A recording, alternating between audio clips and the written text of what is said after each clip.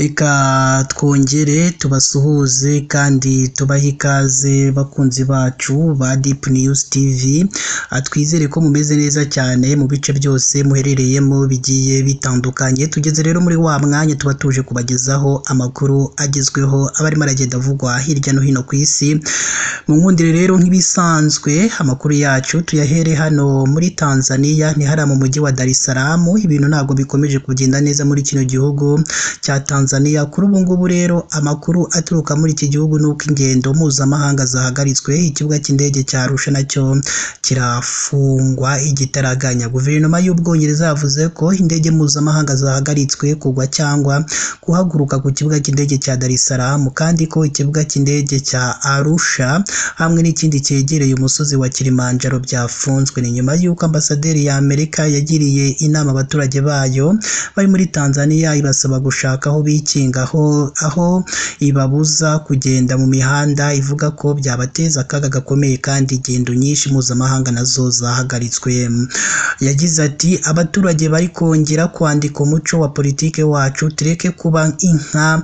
Niba nkoresheje iri jambo mu cyubahiro, tube abaturage bakora. Imyigaragambyo yabaye ikigeragezo kuri Samia Suluhu Hassan wahawe amashyi nyuma yo gutangirira imirimo ye muri mwaka wa 2021 kubera koroshya kukandamiza abatavuga rumwe n'ubutegetsi ndetse no kugenzura itangazamakuru byari byariyongereye ku butegetsi bwa John Magufuli. Mu myaka ishize ariko abaharanira uburenganzira bwa muntu n'abakandida batavuga rumwe n'ubutegetsi bashinje guverinoma ye ishimutwa ridasobanutse ry'abanenga ubutegetsi bwe.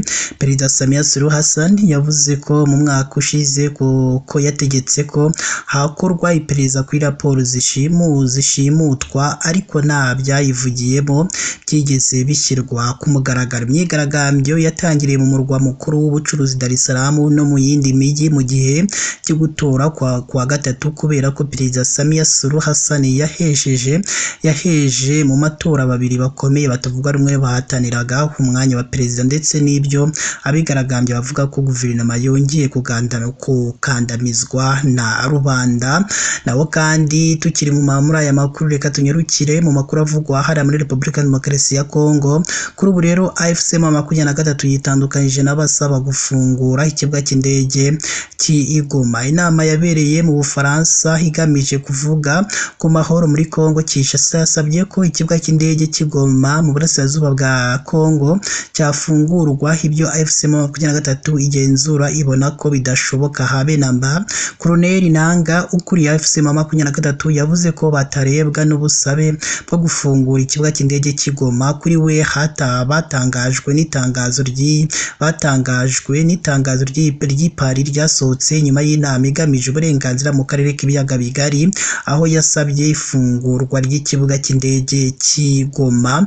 Iki cyemezo kandi ngo ni icy'abashaka gufatirana ndetse naho gihuriye n'ukuri guhari, kandi ngo abasaba ntibigeze babiganiraho na AFC M23. Nanga kandi avuga ko nawe ukwiye kuvuga ibyo gufungura ikibuga cy'indege cy'Igoma mu gihe teritwari ya Walikale, Masisi muri Kivu ya ruguru no muri teritwari ya Fizi, Minembwe, Warungu ndetse na Mwenga muri Kivu ya y'Epfo zikomeje kuraswaho indege za leta ya Kongo, kandi ibyo bitero bikibasira abasivile, inganda, ibiraro, ibibuga by'indege bito n'indege ziri mu bikorwa by'ubutabazi. Nanga kandi avuga ko mu bice bagenzura abaturage babayeho mu mutekano, mu mudendezo ndetse no mu cyubahiro, bitandukanyije n'ibibazo batewe na leta ya Kongo nk'uko bano baturage bakomeje kugenda babitangaza. AFC M23 ivuga ko ishyigikiye amahoro, bityo igasaba Ubufaransa n'umuryango mpuzamahanga gushyigikira ibiganiro bibera i Doha muri Qatar kugira ngo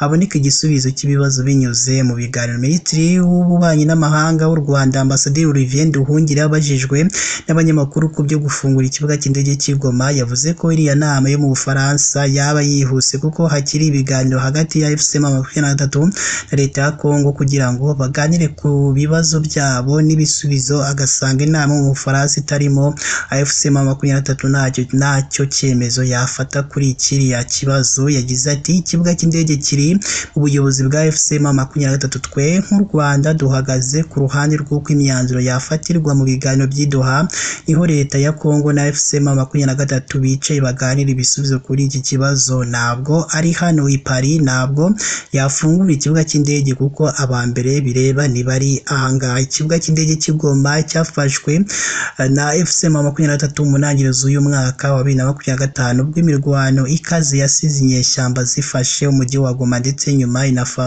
zinafata umujyi wa Bukavu muri Kivu y'Amajyepfo. Bakunzi bacu rero ba Deep News TV, mu nkundire amakuru yacu yaragezweho tuyasoreze ahangaha. Icyo tubasabye ni kimwe gusa, mubanze muri munsi y'amakuru murabona ahantu handitse ijambo subscribe cyangwa sabone kugira ngo nyine mujye mu abambere mu kubona amakuru ndetse n'ibiganiro tugenda dutambutsa umunsi ku munsi. Mukomeze mugire ibihe byiza kandi Imana yo mu ijuru ijye ikomeza ibane namwe.